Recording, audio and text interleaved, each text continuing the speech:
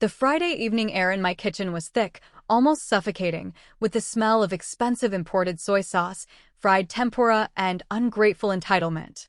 I stood frozen by the edge of the large quartz island counter, staring at the three people who had somehow managed to turn my peaceful sanctuary into a living, breathing nightmare. My name is Maeve.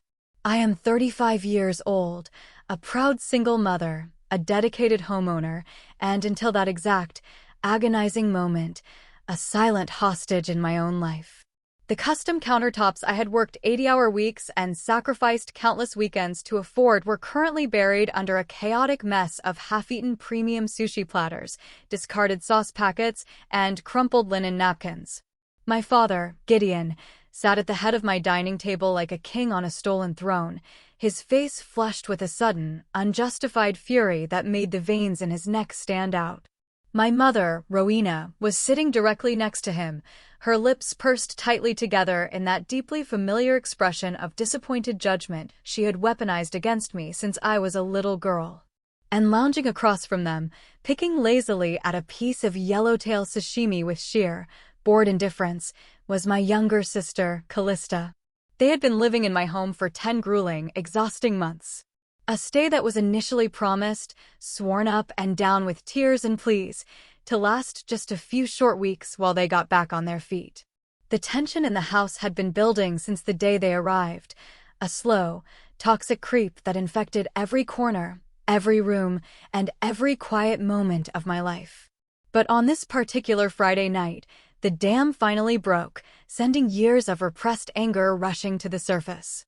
The incident started over something so incredibly minor, so beautifully ordinary, that the explosion felt surreal. I had simply walked into the kitchen after a 10-hour shift and asked them to lower the deafening volume of the television blaring from the living room. I had asked them, politely but firmly, to clear their dirty plates away so my 12-year-old son, Lorcan, could have a quiet, clean space on the kitchen island to study for his upcoming state science exam. Instead of a simple apology, instead of a nod of agreement or even basic human decency, my father slammed his heavy fist onto the dining table. The expensive crystal water glasses I had bought for my own birthday rattled violently against the wood. He pushed his chair back roughly, the heavy oak legs scraping harshly against the pristine hardwood floor I had painstakingly chosen and paid for just 2 years prior. He stood up, towering over the table, his chest heaving, and pointed a shaking, aggressive finger directly at my face. "You and your brat are parasites," he yelled, his voice echoing sharply off the high-vaulted ceilings of my home. The words hung in the air, heavy, sharp, and dripping with venom. Parasites. He said this horrific word to me, in the very house I owned, while he, my mother, and my 33-year-old sister were living here without paying a single dime in rent. They were eating the food I bought with my hard-earned salary, using the electricity I paid for, and sleeping on beds I had assembled with my own 2 hands. I did not look at him immediately. I could not. My eyes darted instinctively to Lorcan. My sweet, brilliant, introverted boy was sitting at the far end of the kitchen island, his heavy science textbook open to a page about the solar system. I watched in agonizing slow motion as the yellow wooden pencil slipped from his trembling fingers and rolled off the edge of the counter, hitting the floor with a hollow, pathetic tap. His wide, terrified eyes met mine. In those beautiful eyes, I saw a storm of confusion, hurt, and a sudden, unearned wave of deep shame. He was 12 years old, and his grandfather had just looked at him with pure hatred and called him a parasite. At that precise moment, my peripheral vision caught a movement. Callista leaned back in her cushioned dining chair, crossed her arms over her expensive silk blouse, and smirked. It was a small, cruel, undeniable upward twist of her lips. It was a silent declaration of victory. She agreed with him. She enjoyed seeing me humiliated. She relished seeing my son shrink in fear. Something deep inside the center of my chest snapped right then. It was not a loud, dramatic break. It was a quiet, definitive, and permanent severing of the very last invisible string of obligation that tied me to these people. The decades of trying to be the perfect daughter, the endless, exhausting attempts to win their elusive approval, the massive financial bleeding I had endured, the relentless emotional manipulation, it all evaporated into thin air, leaving behind a profound emptiness that instantly filled with steel. I did not scream. I did not cry. I did not throw the sushi platters against the wall, even though my hands itched to do so. The anger that flooded my veins was cold, crystal clear, and utterly rational. I slowly placed my glass of ice water down on the counter. The condensation left a small ring on the quartz. I turned my head slowly, locking my gaze directly with my father. I did not raise my voice a single decibel, but my words cut through the heavy air of the room like a freshly sharpened scythe. You have 24 hours to get out. Before I tell you how everything flipped, how the tables turned in a massive way they never saw coming, please take a second to like this video and subscribe to the channel. Drop a quick comment below. Where are you watching this story from today? To truly understand the crushing weight of that moment in the kitchen, to comprehend exactly why being called a parasite in my own home was the ultimate, unforgivable insult that pushed me over the edge, you have to understand the dark history we shared. You have to understand that the twisted dynamic in my kitchen that night was not an accident or a sudden flare-up of temper. It was the calculated culmination of 16 years of systemic emotional abuse and financial theft. How did a hardworking daughter end up ruthlessly evicting her entire family? The deep, rotten roots of that Friday night explosion stretch far back, plunging deep into the soil of my childhood and my early adult years. You see, every toxic family has its own unique ecosystem, a delicate balance of predators and prey. In my family's ecosystem, my younger sister Callista was the radiant sun, the designated golden child around whom my parents orbited with blind devotion. She was beautiful, loud, demanding, and endlessly praised for simply existing and breathing the air. I, on the other hand, was the invisible child, the scapegoat.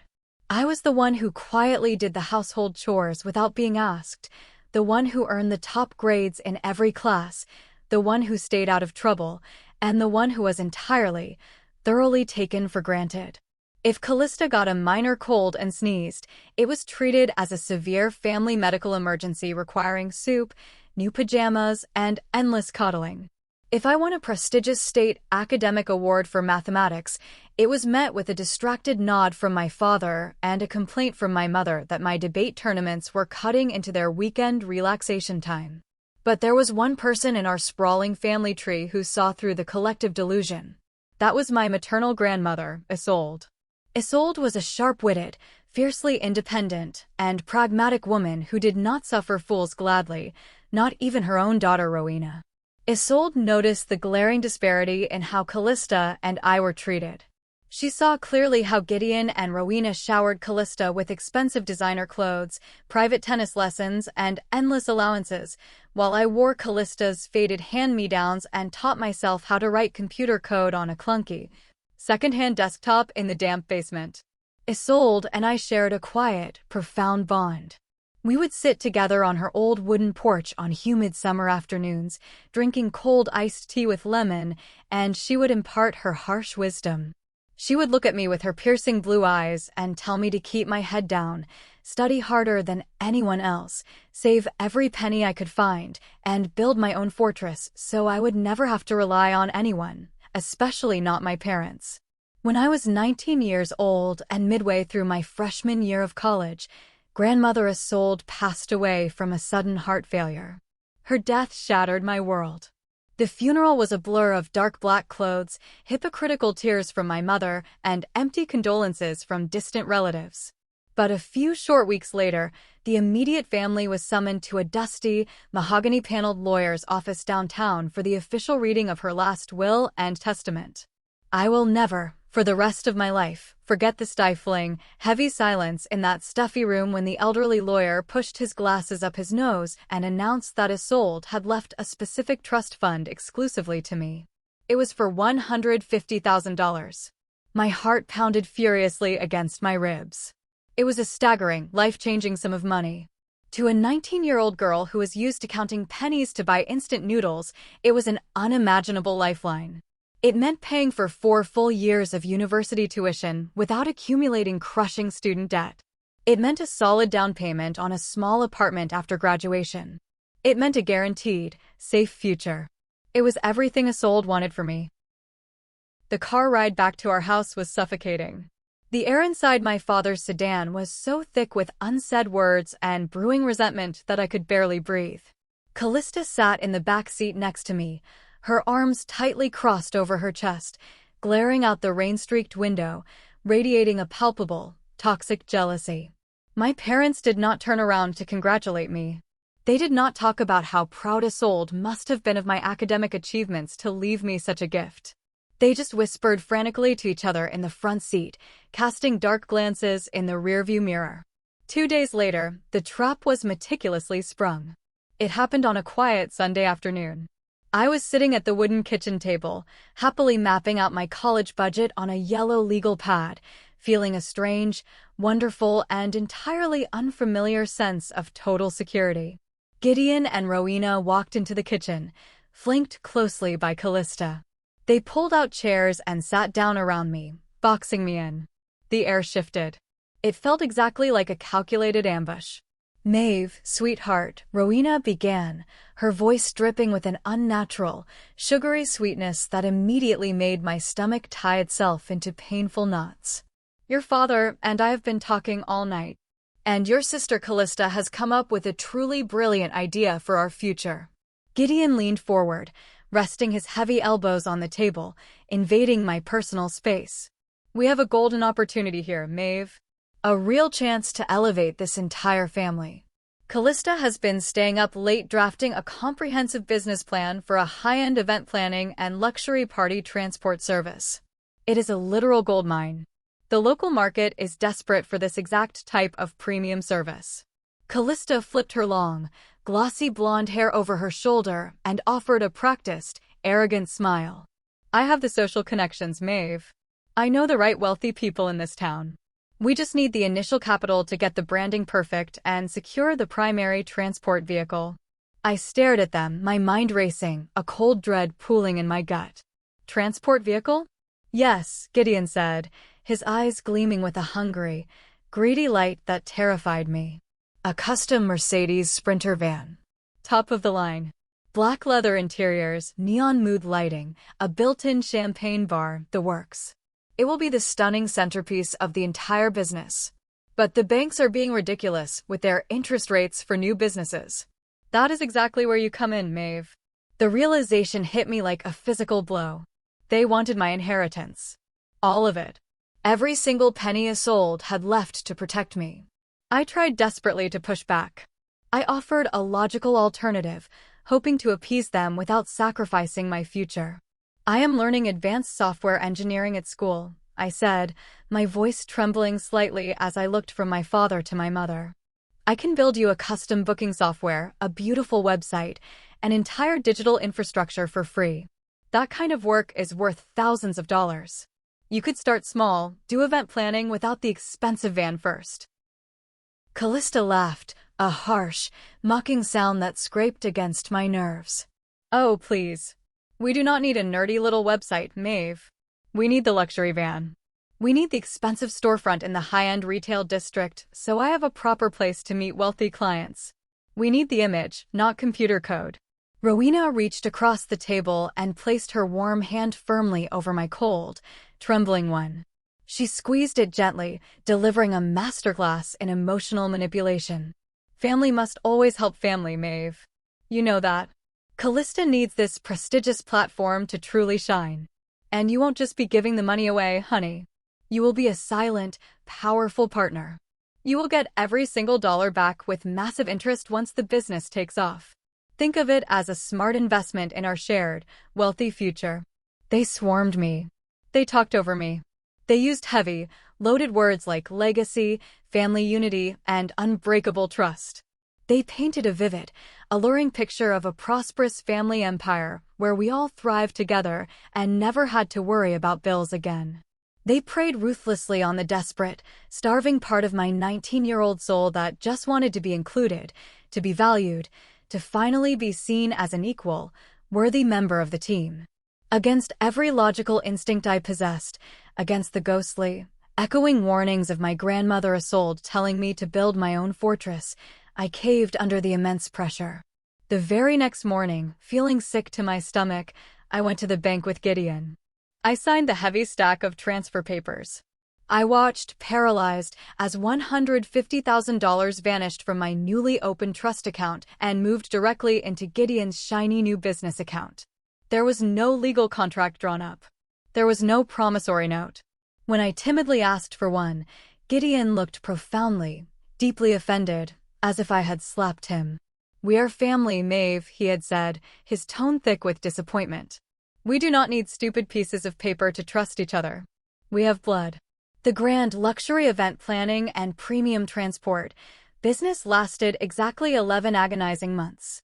It was not just a failure, it was a spectacular, slow-motion train wreck fueled by sheer arrogance and financial illiteracy. Callista, acting as the self-appointed CEO of Image, insisted on leasing an incredibly expensive, glass front office space in the downtown luxury district that they could not possibly afford on zero revenue. She spent thousands of dollars of my money on designer clothes and expensive salon treatments, claiming she needed to look the part of a successful entrepreneur to attract high-end clients. The custom Mercedes Sprinter van was indeed purchased, but instead of driving wealthy clients to galas, it spent 90% of its time parked illegally in front of Callista's apartment complex so she could show it off to her friends. They threw 2 lavish, catered launch parties that drained the accounts, but generated absolutely zero actual booking revenue.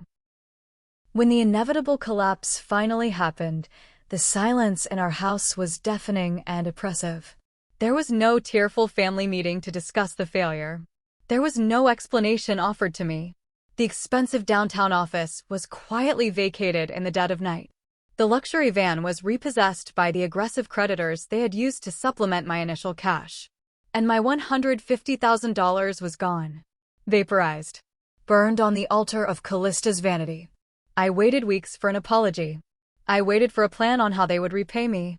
I waited for at least an acknowledgement of the catastrophic, life-altering loss I had suffered for their sake. None came.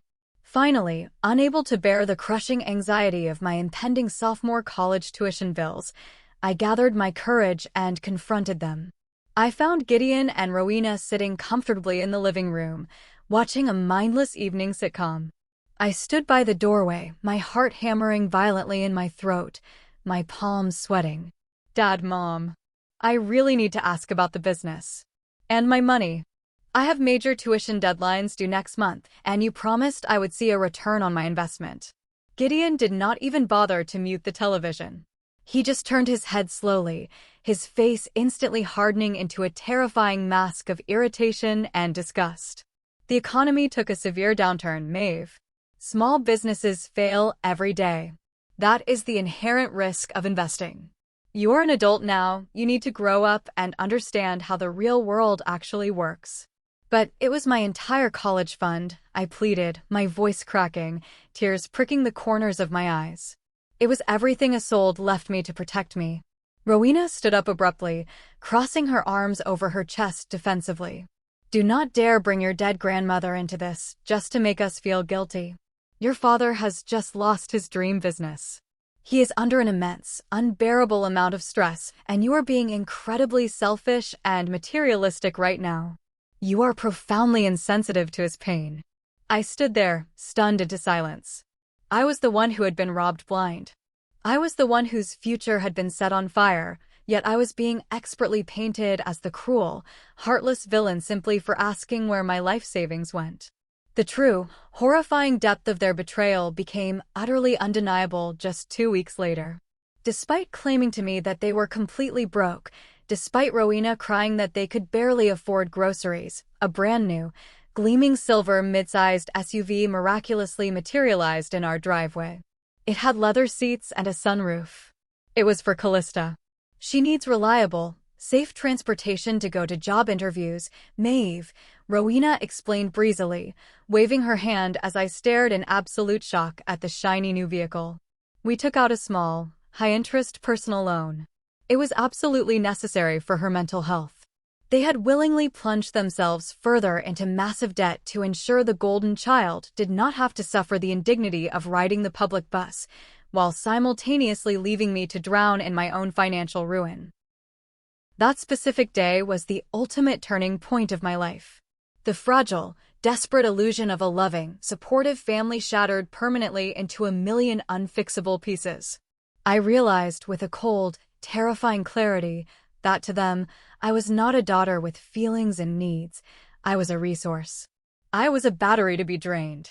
And when the resource was depleted, my feelings, my struggles, and my future were entirely irrelevant.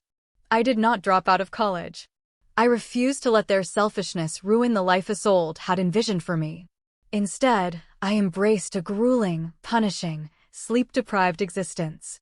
I marched into the financial aid office and took on a mountain of high-interest student loans, chaining myself to a decade of debt. To survive, I worked grueling night shifts at a greasy, 24-hour diner downtown. My daily routine was a nightmare. I would finish my advanced computer science classes at 3 in the afternoon, study intensely in the quiet library until 7, and then waitress from 8 until 2 in the morning. My clothes constantly reeked of stale black coffee and deep fryer oil. My feet ached so badly I could barely walk up the stairs to my cheap, off-campus apartment. I survived on discount ramen noodles and the leftover, stale dinner rolls the diner cook took pity on me and let me take home in a napkin. I would frequently fall asleep sitting up at my tiny desk, lines of complex code blurring into my exhausted dreams, waking up hours later with keyboard indentations pressed into my cheek. I was exhausted to the very marrow of my bones, but I was driven by a quiet, burning, unstoppable rage. I was going to succeed, and I was going to do it entirely without them. For years of hell later, graduation day finally arrived. It was a gloomy, overcast May morning with a persistent drizzle. The sprawling campus lawn was filled with hundreds of folding chairs, cheering families, proud parents holding massive bouquets of flowers and foil balloons, and joyful, crying graduates hugging their families. I sat in the vast crowd of black gowns, soaked by the rain, entirely alone. Gideon and Rowena did not come. They called that morning and claimed the 3-hour drive was simply too exhausting, and Gideon's bad back was acting up again. Callista didn't even bother to call. My mother mentioned she had a bottomless brunch date with her new friends that she simply could not miss. I walked across the grand stage, took my hard-earned diploma, and forced a smile for the professional photographer. I bought the photo myself. Later that evening, sitting alone in my cramped, dark apartment, eating a cold sandwich, I opened Facebook. I saw that my mother had posted a status update an hour earlier. It read, "Maeve finally finished school today." There was no picture of me. There was no exclamation point. There was no "we are so proud of our daughter." There was just a dry, cold, dismissive sentence, framed exactly as if my 4 years of agonizing labor and immense suffering were a minor, irritating inconvenience that had finally concluded. I closed the laptop slowly. I did not shed a single tear. The naive, hopeful girl who desperately wanted their love and approval had died somewhere between the diner kitchen and the library stacks. From that day forward, I built an impenetrable wall of ice around my heart and focused solely, ruthlessly on my own survival and success. But if I thought I was finally free of their toxic gravity, I was terribly, tragically wrong. How long does it take for history to repeat itself? Fast forward through a decade of relentless hard work to the present day. I am now 35 years old. I survived the crushing weight of the student debt, paying off every single dime through sheer willpower. I survived a brief, disastrous relationship that left me a single mother to an amazing boy. I built a beautiful life, brick by agonizing brick, relying on absolutely no one but myself. I am now a highly respected senior cloud architecture engineer at a major tech firm in Portland, Oregon. I make a very comfortable, 6-figure living. I own a stunning, 4-bedroom modern craftsman house with a large, fenced-in backyard, situated squarely in one of the highest-rated school districts in the entire state. And most importantly, above everything else, I am the mother to Lorcan. My brilliant, quiet, deeply empathetic 12-year-old boy who loves spending his weekends building intricate robots and reading thick encyclopedias about astrophysics. My home was our absolute fortress. It was a place of profound peace, filled with the gentle hum of my server racks in the office, the rich smell of freshly brewed espresso in the mornings, and the wonderful, chaotic sound of Lorcan's laughter when we played video games together. The family dynamic with my parents had long since settled into a distant, cold, polite truce. I called them on major holidays, sent generic, expensive gift baskets for their birthdays, and kept the messy reality of my successful life strictly separate from their constant drama. Then, on a rainy Tuesday evening in early November, the high walls of my carefully constructed fortress were violently breached. It started with a frantic, unexpected phone call. I saw Rowena's name flash on the caller ID and felt an immediate spike of anxiety. I answered cautiously. She was crying so hysterically, gasping for air, that I could barely make out her frantic words. "Maeve, it is gone. Oh my God, everything is gone," she sobbed uncontrollably into the receiver. Over the next 20 minutes of chaotic wailing, the disastrous, infuriating truth tumbled out. Gideon, always desperately chasing a lazy shortcut to massive wealth instead of working a steady job, had started heavily day trading high-risk tech stocks. Worse, he had been doing it based entirely on random tips and fabricated insider strategies provided by Callista. Callista had recently dated a junior finance bro for 3 months and suddenly fancied herself a Wall Street investment guru. To fund this reckless gambling, Gideon and Rowena had secretly taken out a massive second mortgage on their aging house. Then, predictably, the volatile market shifted aggressively. The risky penny stocks they had heavily invested their life savings into plummeted to zero. They were completely wiped out. The bank was initiating foreclosure proceedings on their home immediately. They had literally nowhere to go. "Please, Maeve," Rowena begged, her voice taking on that familiar, pathetic, whining pitch that always signaled a trap. "We are your family. We just need a safe place to stay for a few weeks. Just a short time until we figure out our next steps, until your father can meet with some investors and get back on his feet. We have literally nowhere else to turn. We will be out on the street." Every single rational alarm bell in my head screamed at me to hang up the phone. I remembered the stolen trust fund that derailed my youth. I remembered the cold, loveless Facebook post on my graduation day. I remembered the vile smell of the diner grease that clung to my hair for years. But then, a treacherous wave of empathy washed over me. I pictured 2 people in their late 60s, my own flesh and blood, sitting on a wet curb with all their worldly possessions packed into trash bags.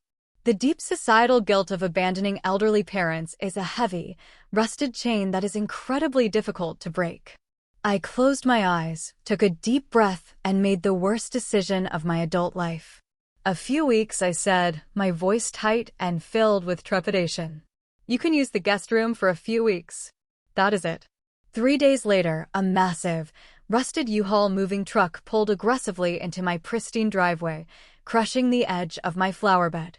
I stood on my front porch, my stomach sinking into my shoes as I watched Gideon and Rowena hop out of the cab.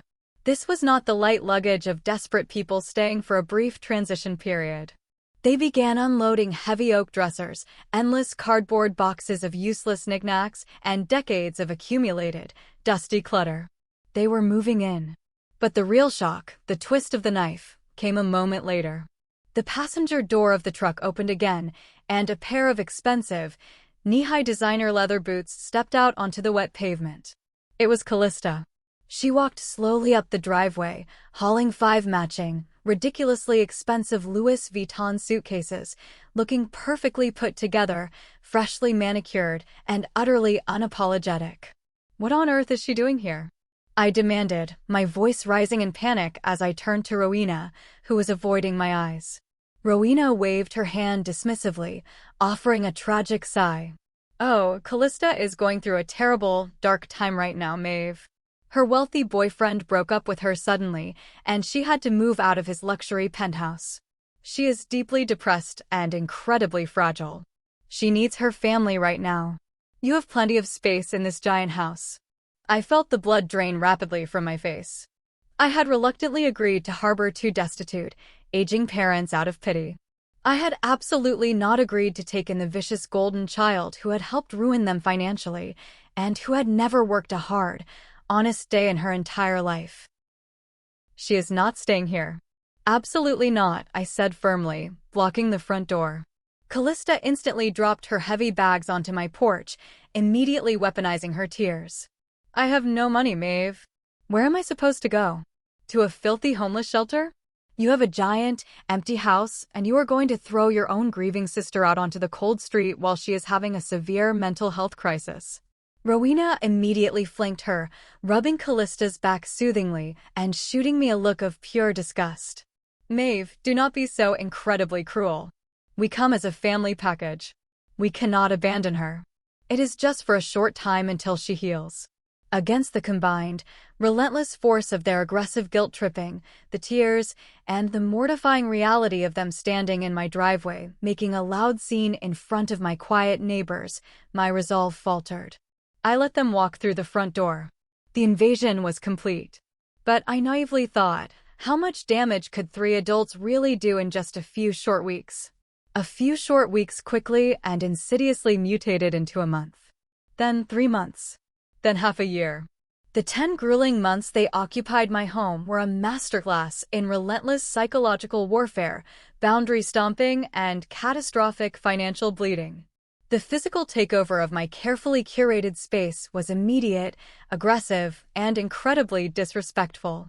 My house had 4 bedrooms, my master suite, Lorcan's room, a modest guest room, and my large, sunlit home office filled with expensive monitors and server equipment. On day 1, Callista marched upstairs, looked into the perfectly fine guest room, and visibly scoffed, calling it a closet. She then confidently walked into my home office, looked at the spacious layout and the large bay window, and loudly declared that she could not possibly heal her severe depression in a tiny box. She demanded that I move all my heavy server racks and desks out immediately so she could have a proper, expansive sanctuary to meditate. When I flatly refused, citing that I needed the space to do the job that paid the mortgage, Gideon aggressively stepped in, taking her side as he always did. Maeve, you can easily work from your laptop at the kitchen island. Your sister is emotionally fragile right now. She needs the space more than your computers do. Show some basic human compassion for once. Desperate to keep the peace and operating under the incredibly false assumption that they would be gone as soon as Gideon found a job, I foolishly compromised. I spent an entire weekend moving my heavy, complex work setup to a cramped, dark corner of the downstairs living room. Callista gleefully took over the office, instantly turning it into a chaotic disaster zone of discarded designer clothes, empty wine bottles, and spilled makeup. Gideon and Rowena comfortably took the guest room. I was officially a second-class citizen in my own home. The financial drain began almost instantly, and the numbers were staggering. Despite constantly claiming to me that they were entirely broke and destitute, their lavish lifestyle did not change one bit. They simply shifted the entire financial burden onto my shoulders. Gideon, claiming his joints ached in the Pacific Northwest dampness, insisted on keeping the central heating thermostat at a sweltering 75 degrees all winter long, while simultaneously leaving windows open because it was stuffy. My monthly electricity bill shot up astronomically, costing me an extra $850 over the 10 months. The water bills increased by $500 because Callista insisted on taking 2-hour-long scalding baths every single day. Rowena, meanwhile, took total control of my kitchen. Not to cook meals for the family, but to ruthlessly criticize my choices. She would go through my pantry while I was at work, actively throwing away the perfectly fine snacks Lorcan liked, claiming they were unhealthy garbage and processed poison. "You make very good money, Maeve," she would lecture me loudly when I came home exhausted. "You should only be buying premium, certified organic produce and grass-fed meats. It is vital for our aging health.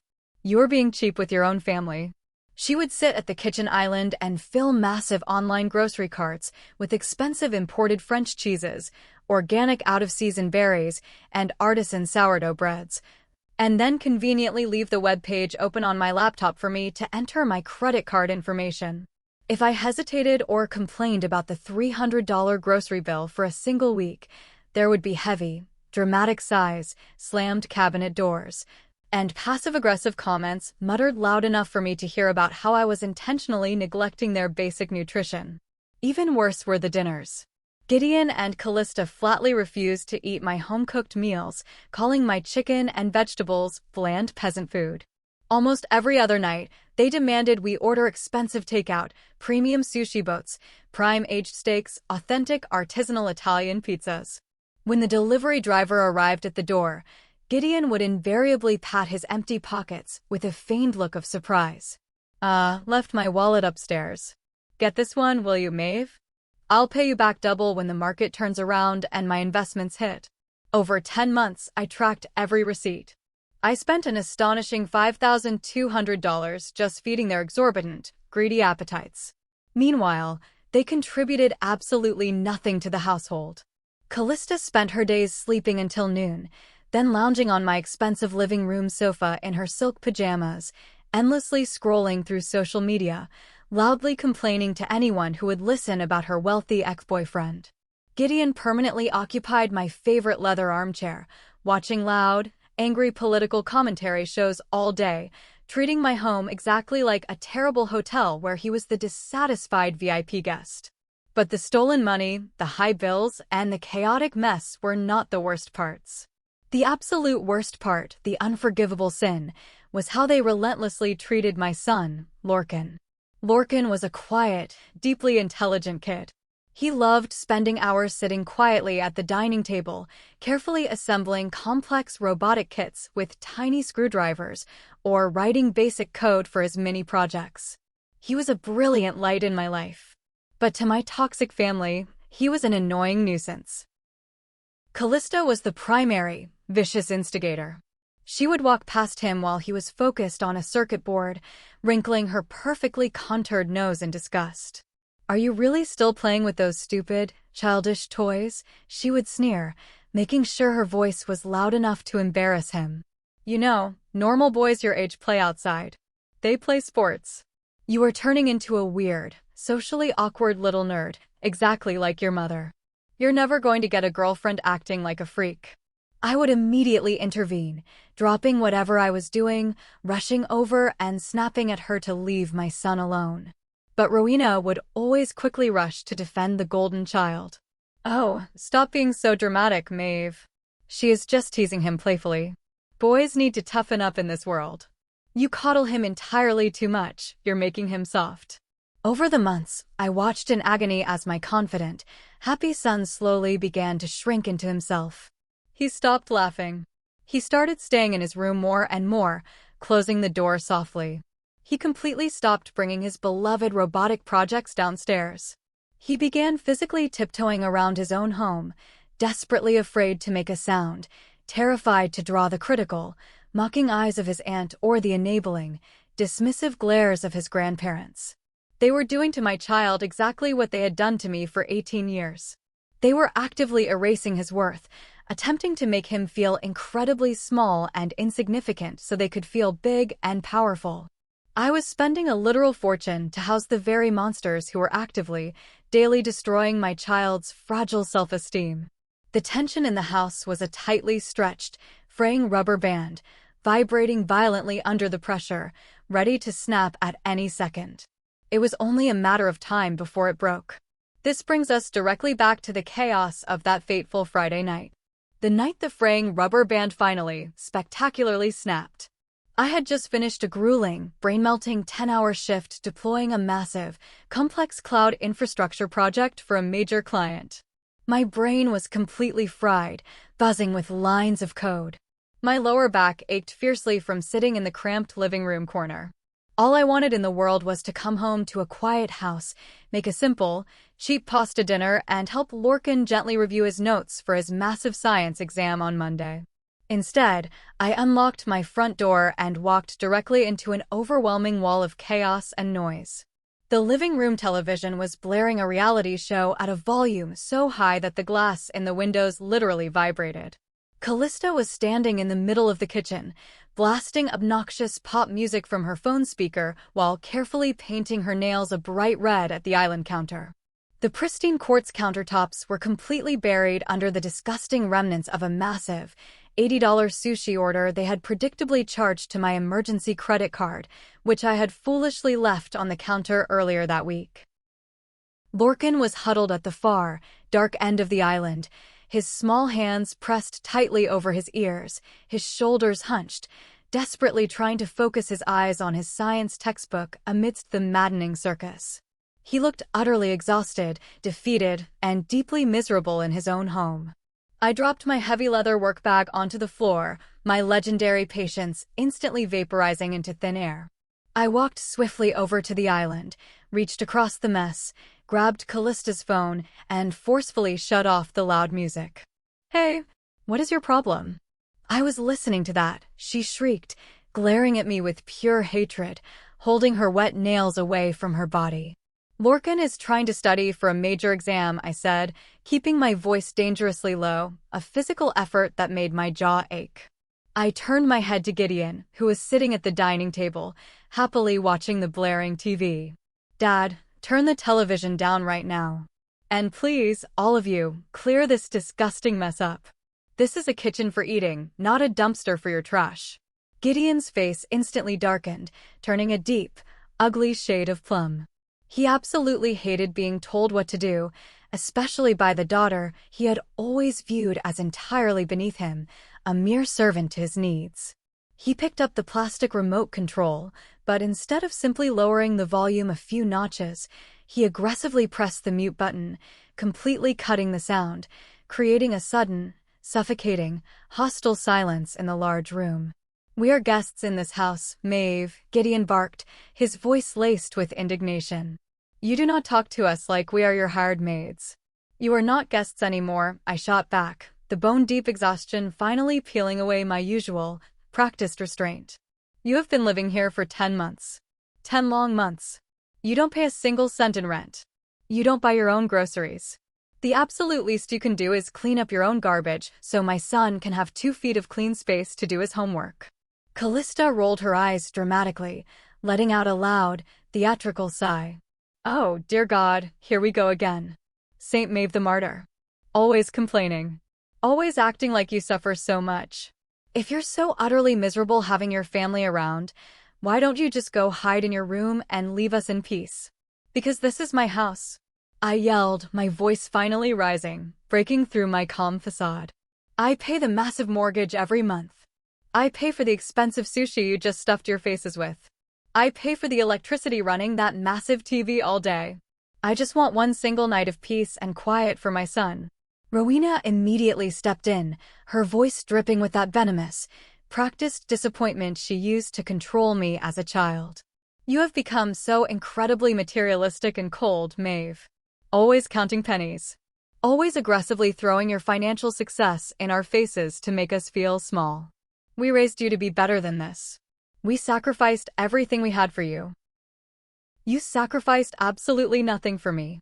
I fired back, the dam of 16 years of resentment fully bursting. "You literally stole my college trust fund to buy her a luxury van. You completely ignored my college graduation because it was raining. You have done nothing but selfishly take from me since the day I was born." That was the exact moment Gideon exploded. He stood up so fast his heavy dining chair violently knocked backward, crashing onto the hardwood floor. He pointed his thick finger directly at me, his face twisted in absolute, unadulterated disgust, and delivered the vile line that permanently changed the trajectory of all our lives forever. "You and your brat are parasites." The hideous word echoed sharply in the silent kitchen. "Parasites." I saw Lorcan flinch violently. I saw his yellow pencil drop to the floor. I saw the pure, unadulterated fear shining in his young eyes.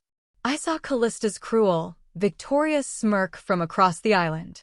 In that tiny fraction of a second, the thick, blinding fog of familial obligation completely and permanently lifted from my brain.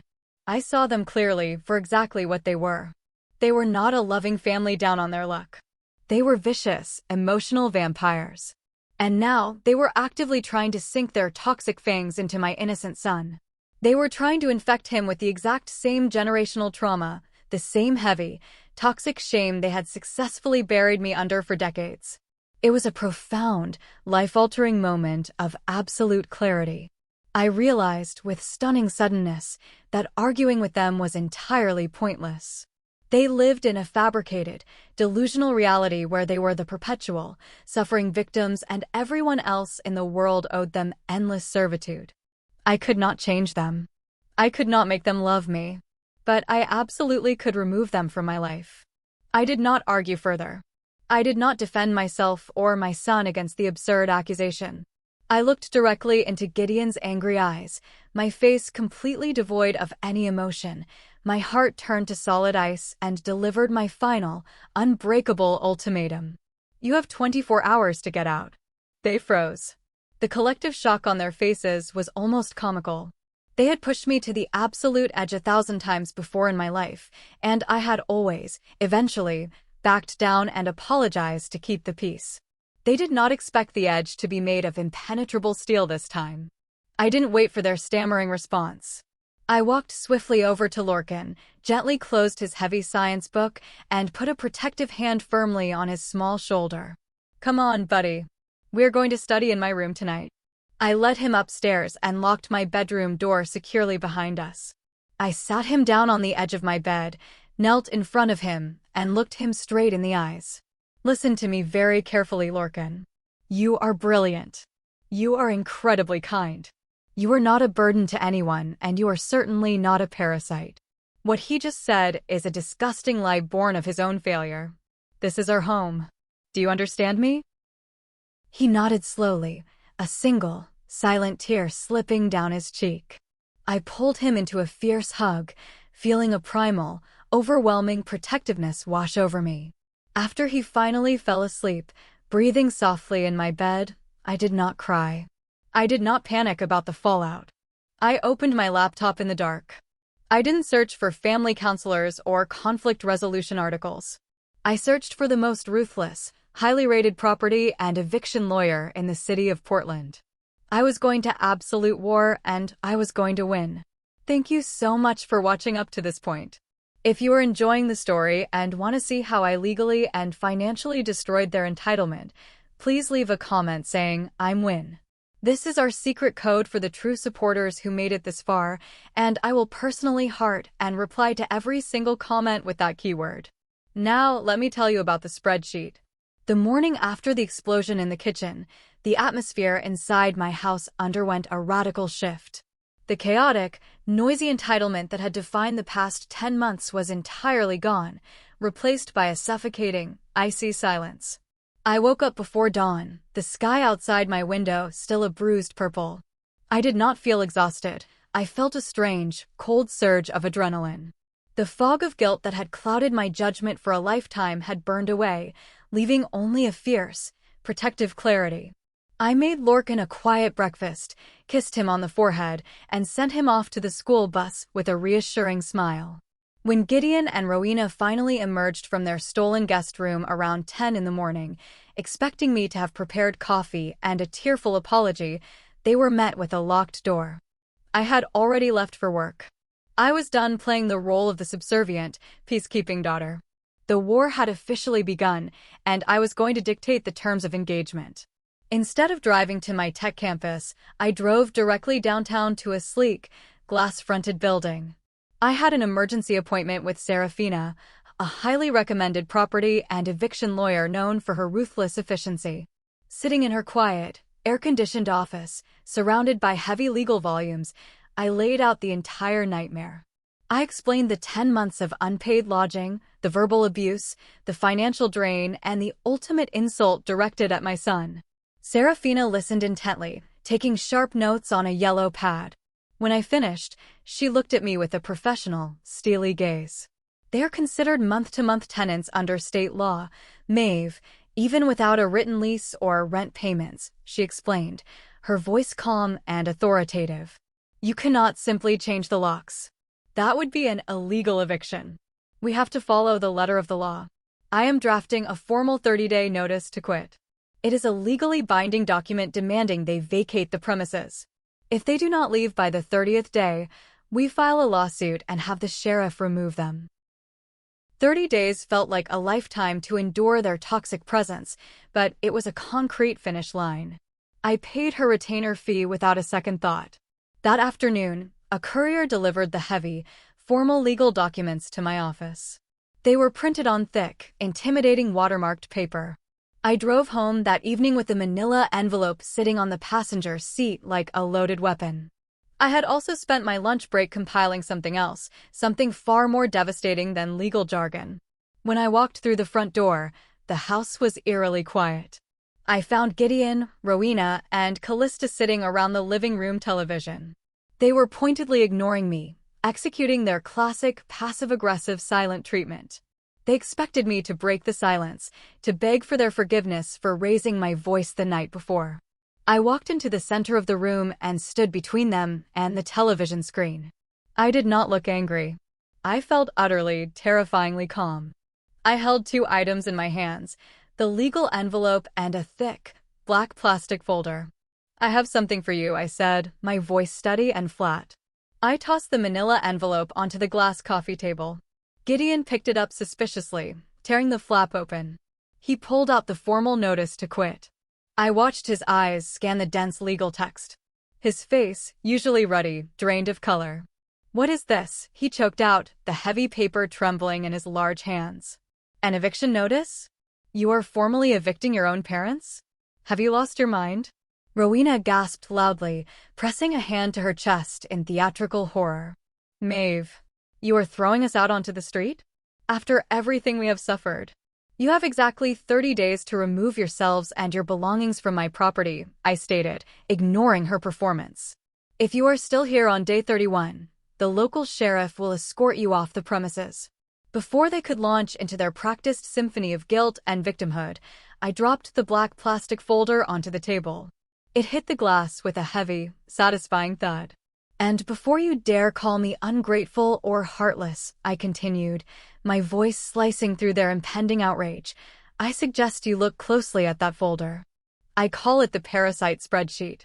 Callista, who had been glaring at me, leaned forward and hesitantly opened the black folder. Inside was a meticulously detailed, multi-page spreadsheet I had been secretly maintaining for 10 months. Every single receipt, every utility bill spike, every takeout order they had forced me to pay for was documented, categorized, and highlighted. "Let us review the numbers," I said softly, leaning over the table. "Additional electricity and heating costs because you refused to wear a sweater, $850. Increased water bills, $500. The premium groceries you demanded I buy while you threw away my food, $2,400.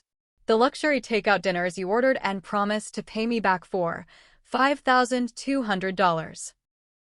The room was dead silent. The undeniable, black and white proof of their massive financial parasitism was staring them right in the face. "The grand total," I said, tapping the bottom of the final page, "is $18,450. That is what you have drained from me in just 10 months. But that is not even the best part." I reached over and flipped to the very last page of the folder. It was a printed bank statement from my emergency credit card. I pointed to a bright yellow highlighted line. 3 weeks ago," I said, turning my cold gaze to Callista, "a charge appeared on my card for $1,200. At a designer boutique downtown. For a leather handbag. A card that I specifically left in the kitchen drawer for household emergencies only." Rowena's head snapped toward Callista, her mouth hanging open. Gideon looked utterly bewildered. Callista's face turned a violent, blotchy shade of crimson. She shrank back into the sofa cushions, looking like a cornered animal. "You stole my credit card, Callista," I said, my voice dropping to a dangerous whisper. "You committed credit card fraud in my home while eating the food I bought for you. So, if you want to call the police on me for evicting you, feel free. We can discuss felony theft while the officers are here." The power dynamic in the room did not just shift, it shattered violently and irrevocably into dust. I held every single card. I had the legal authority, I had the undeniable financial proof, and I had the leverage of Callista's outright theft. They had nothing left but their empty, hollow entitlement, and I had just crushed it under my heel. I turned my back on their stunned, horrified faces and walked up the stairs to check on my son, leaving them to drown in the reality of their own actions. What happens when toxic people lose control of their primary victim?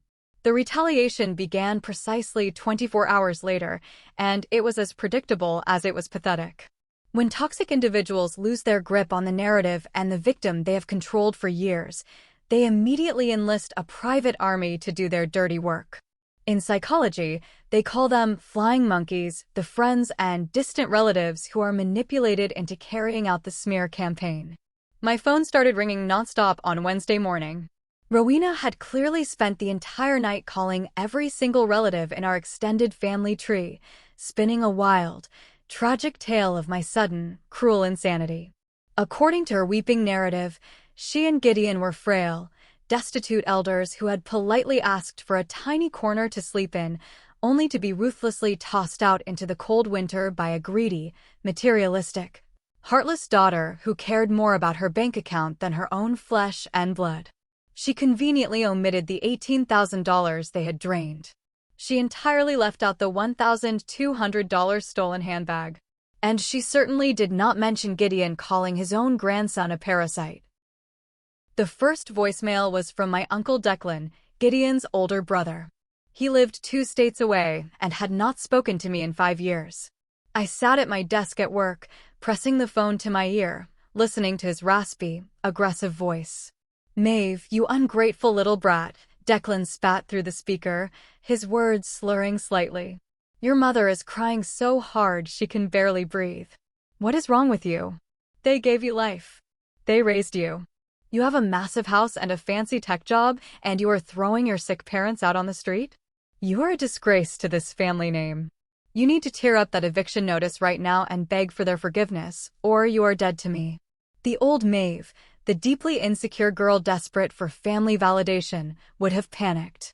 She would have called him back, crying, trying to explain her side, trying to justify her actions and prove she was not a bad person. But that girl was gone. I deleted the voicemail. I did not feel guilt. I felt a profound, liberating disgust. Over the next 3 days, I received 12 more angry text messages and 4 lengthy voicemails from various cousins and aunts. They quoted religious scriptures about honoring parents. They called me selfish. They accused me of hoarding wealth. I did not reply to a single one. I initiated a strict, unbreakable policy of no contact. I went into my phone settings and blocked Uncle Declan. I blocked the cousins. I blocked every single number that dared to attack me without knowing the truth.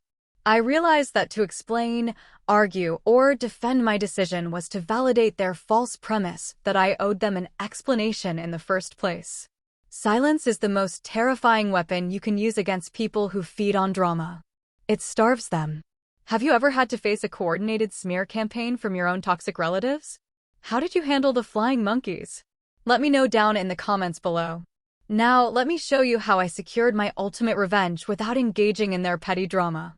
While they were busy spreading lies to relatives who lived hundreds of miles away, I was busy executing a master plan that would secure my peace and guarantee my financial restitution. I left work early on Friday and drove to a high-end property management firm downtown. I sat across from Cressida, a sharp, professional woman in a tailored suit. I handed her a file containing the details of my pristine, 4-bedroom house. "I need to rent my property out," I told her, my voice strictly business. "Fully furnished. Short-term lease, exactly 3 months. I want it listed immediately." Cressida raised an eyebrow, looking at the photos of my beautiful home. Short-term furnished rentals in that specific school district are in incredibly high demand, Maeve. Corporate executives relocating, families waiting for new construction to finish. We can easily ask for a premium price. Likely 3 times your current monthly mortgage payment. "Perfect," I said, a slow smile spreading across my face. "Find me a tenant whose move-in date aligns exactly with the 31st day of this month. The day after my current occupants are legally mandated to vacate." Within 48 hours, Cressida had secured a perfect tenant, a wealthy surgeon and his family who needed a temporary home while their custom mansion was being built. They signed the lease sight unseen based on the photos and wired a massive security deposit. With my home legally rented out at a massive profit, I scoured the local listings and found a charming, sunlit, 2-bedroom apartment near a beautiful park just 15 minutes from Lorcan's school. I signed a 3-month sublet agreement. It was small, cozy, and entirely ours. I did not breathe a single word of this plan to Gideon, Rowena, or Callista. For the remainder of the 30-day notice period, I moved through my own house like a polite, silent ghost. They spent their days frantically packing their endless boxes, complaining loudly about how difficult it was to find cheap housing, hoping I would overhear and take pity on them. I simply put in my noise-canceling headphones, packed my and Lorcan's essentials into unassuming duffel bags in the dead of night, and waited for the clock to run out. The trap was set, and they were about to walk right into it. Day 30 finally arrived. The atmosphere in the house was thick with bitter resentment and the smell of cheap cardboard boxes. I took the day off from work. I dropped Lorcan off at school early, giving him a tight hug, promising him that when I picked him up, we would be going on a new adventure. I returned to the house to oversee the exodus. Gideon had managed to secure a cramped, dingy, ground-floor 2-bedroom apartment in a run-down complex on the far outskirts of the city. It was the only place that would accept them on such short notice without requiring massive proof of income, which they no longer had. Watching them move was a miserable, chaotic spectacle. Callista refused to carry anything heavier than a makeup bag, whining incessantly about her manicured nails. Gideon sweated profusely, cursing under his breath as he dragged heavy oak dressers across the floor. Rowena shot me venomous glares every time she walked past me carrying a box of dishes.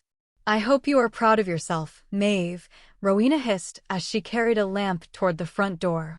"Putting your own flesh and blood into a slum. God will judge you for this." I leaned against the kitchen counter, sipping my coffee, my face an impenetrable mask of calm. "Drive safely, Mother," I replied flatly. By 2 in the afternoon, the massive moving truck was finally loaded. They left the spare house keys on the kitchen island without another word. The heavy front door slammed shut, echoing through the suddenly empty, silent house. I stood in the center of my living room, taking a deep, shuddering breath. The oppressive, heavy energy that had suffocated me for 10 long months vanished instantly. The air felt incredibly light. I was finally free. But the victory was not just emotional, it was wonderfully, ironically tangible. An hour later, a professional cleaning crew hired by Cressida's property management firm arrived. They scrubbed the house from top to bottom, erasing every physical trace of my family's toxic occupation. By 5 in the evening, the wealthy surgeon and his family arrived with their sleek suitcases, marveling at the beautiful home. I handed over the keys, smiled warmly, and walked out to my car. I drove straight to the cozy, sunlit 2-bedroom apartment I had secretly rented. I unpacked Lorcan's favorite books, set up his computer on a small desk by a large window overlooking the park, and ordered a massive pizza. When I picked him up from school and brought him to our new temporary sanctuary, his eyes lit up with sheer joy. "It's so quiet here, Mom," he whispered, looking around the bright space. "Are they really gone?" "They are really gone, buddy," I promised him, ruffling his hair. "It is just you and me now." As we sat on the floor of the small living room, eating hot slices of pepperoni pizza and laughing together for the first time in nearly a year, my phone buzzed in my pocket. It was an automated notification from my banking app. I opened it and stared at the screen. The property management company had just deposited the first month's premium rent, along with the massive security deposit from the surgeon's family. I stared at the numbers. They were shocking, beautiful numbers. It was more than enough money to cover the rent of our cozy apartment for the entire 3 months, with thousands of dollars left over in pure profit. I looked up at Lorcan. For months, Callista had viciously mocked his passion for robotics. She had called his projects stupid toys and tried to make him feel ashamed of his brilliant mind. I knew exactly what I was going to do with the surplus money. "Lorcan," I said, putting my pizza down. "You know that advanced space robotics summer camp at the State University? The one you showed me the brochure for last month? The one with the real NASA engineers." His eyes widened, but he quickly looked down, trying to hide his excitement. "Yeah, but I know it is way too expensive, Mom." "It's okay. I can just build stuff at home." I smiled, a fierce, triumphant warmth spreading through my chest. I opened my laptop, navigated to the university's website, and entered the registration portal. Go grab your backpack, I told him. We need your student ID number. You are going to that camp. He jumped up, throwing his arms around my neck, squeezing me tight. As I typed in my credit card information and paid the massive tuition fee in full, a profound sense of ironic justice washed over me. My parents had called my son a parasite. They had tried to steal his confidence just like they had stolen my trust fund. But in the end, their forced exit had directly generated the exact funds needed to send my brilliant boy to an elite academic program.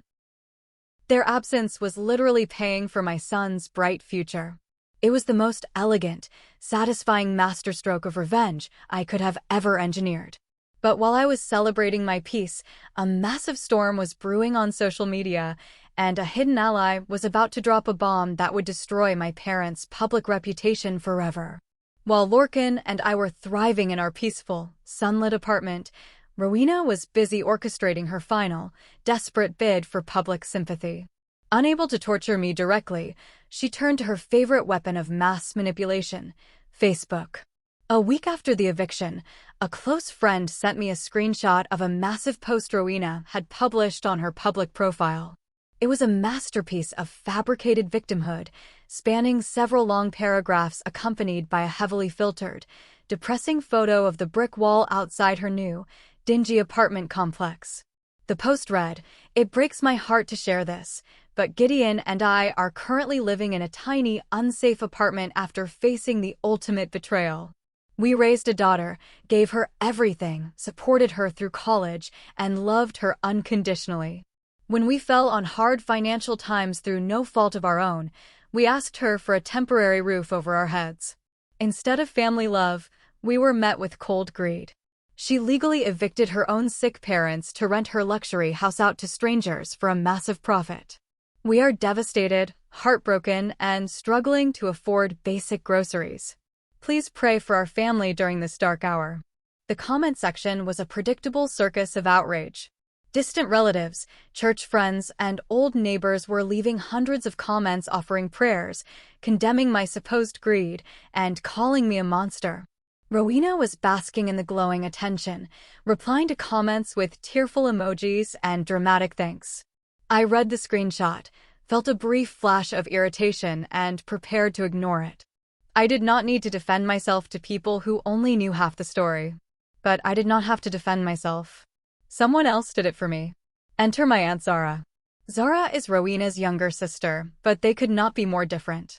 Zara is a sharp, no-nonsense investigative journalist who moved to the East Coast decades ago.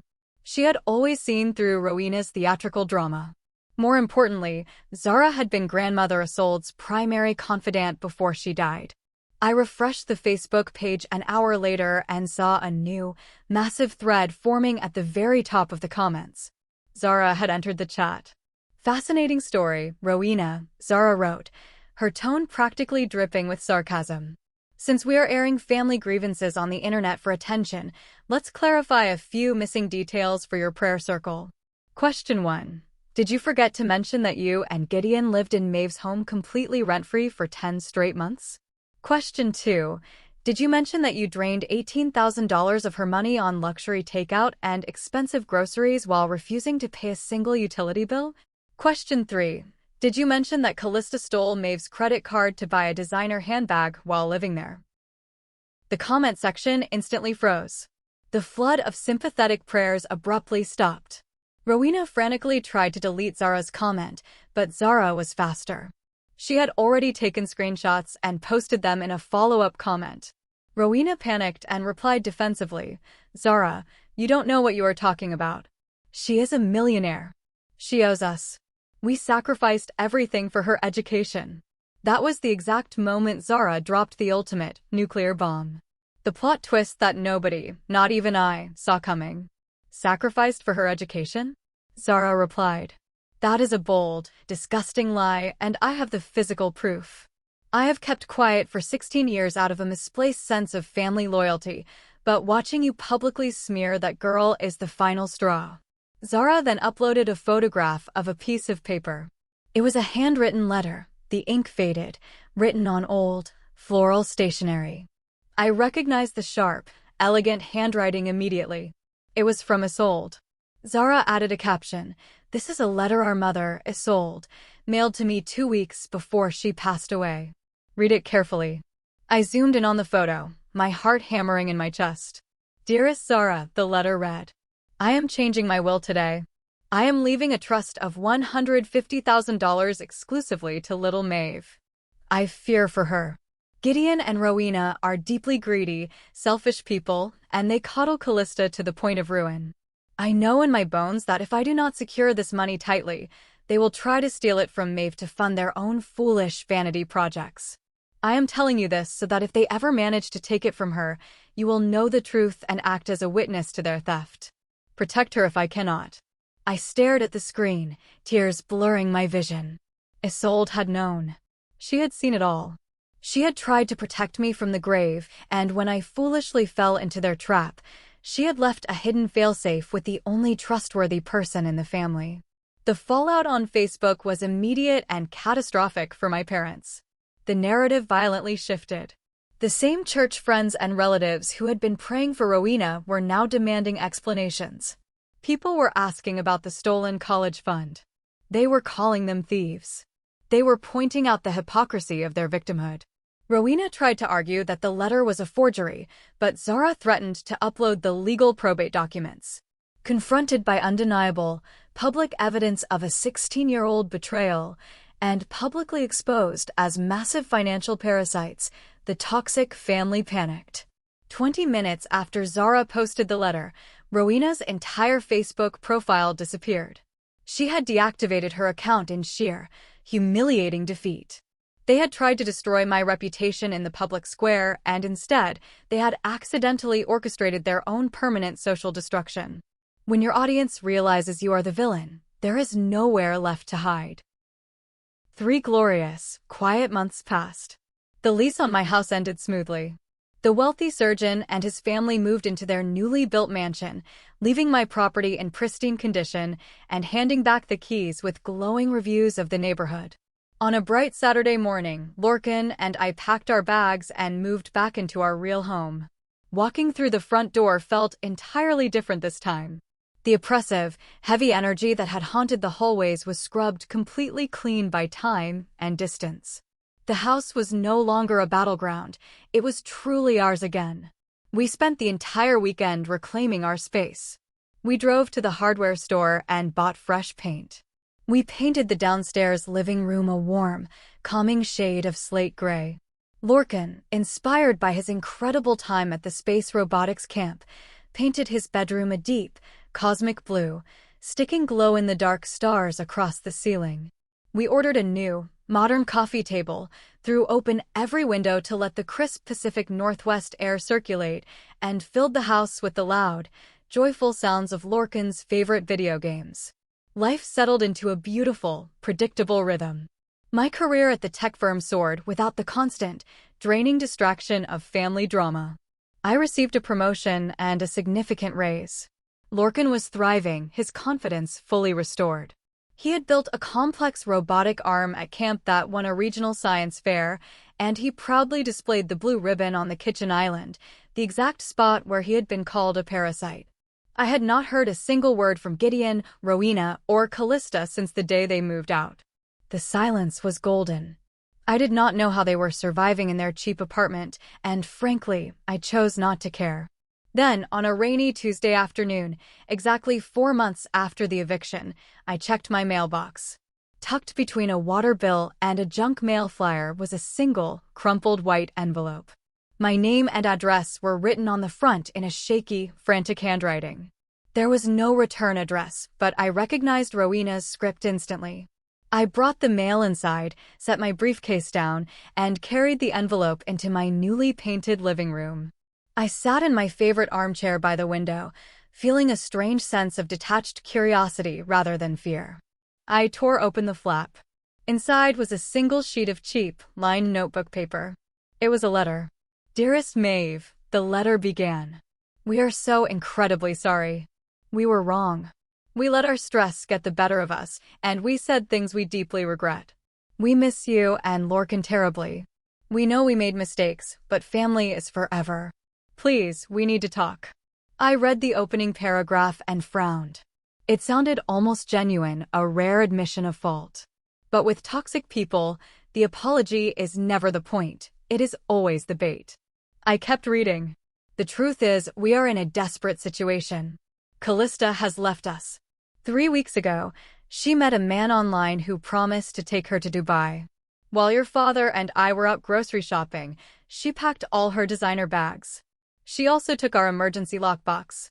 She stole the remaining cash we had saved for rent and maxed out the only credit card we had left under your father's name to buy her first-class plane ticket.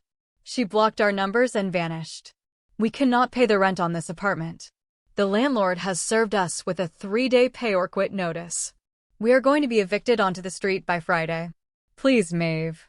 You are the only one left. We will do anything. We will sleep in the garage. Just help us one last time. I finished reading the letter and let it drop onto my lap. I sat in the quiet living room for a very long time, listening to the gentle rhythm of the rain hitting the glass window. The sheer, breathtaking irony of the situation washed over me in heavy waves. They had sacrificed me, my future, and my emotional well-being to worship at the altar of the golden child. They had stolen my college fund to buy her a luxury van. They had ruined their own retirement to fund her stock market fantasies. They had defended her vicious bullying of my son. They had demanded I give up my office for her comfort. And in the end, the golden child had done exactly what she was raised to do. She acted with pure, unadulterated selfishness. When the money ran dry and the comfortable lifestyle disappeared, Callista did not stay to help the parents who had worshipped her. She robbed them blind and abandoned them to face homelessness, flying off to chase another wealthy mark. They had nurtured a parasite, and now they were being consumed by it. The old Maeve would have felt a crushing wave of guilt. She would have written a massive check or driven to their dingy apartment to rescue them from the disaster of their own making. But I looked around my beautiful, quiet home. I listened to the sound of Lorcan upstairs, happily chatting with his friends on a headset while playing a game. I thought about the $18,000 they had burned. I thought about the fear in my son's eyes when Gideon screamed at him. An apology demanded under the threat of impending consequences is not an apology, it is a manipulation tactic. They were not sorry for how they treated me. They were only sorry that their preferred safety net had run away, leaving me as the only viable option left to exploit. I stood up from the armchair. I walked over to the small paper shredder I kept under my desk in the living room. I turned the machine on, hearing the sharp whir of the blades. I fed the letter into the slot. I watched the frantic, desperate words get sliced into tiny, unreadable ribbons of paper. I did not write back. I did not call. I chose my peace. I chose my son. I let the silence be my final, absolute answer. That evening, after dinner, Lorcan and I were cleaning out some old boxes in the hallway closet. I was organizing important documents into a new fireproof safe when I pulled out a thick, official-looking manila folder. I opened it and pulled out the heavy, notarized document inside. It was the property deed to my house. The official, legal document proving absolute ownership.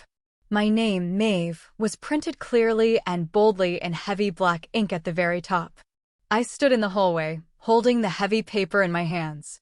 It was far more than just a legal contract or a piece of bureaucratic paperwork. It was a physical symbol of everything I had fought for, everything I had built from the ashes of a stolen trust fund, and everything I had fiercely protected. Lorcan walked out of his room, holding a box of old cables, and saw me staring at the paper. "What is that, Mom?" he asked, walking over. "This is the deed to our house, buddy," I said softly, turning the document so he could see it. I traced my finger under my printed name. "Do you see this? This means this house belongs to us. No one else." I looked at my son.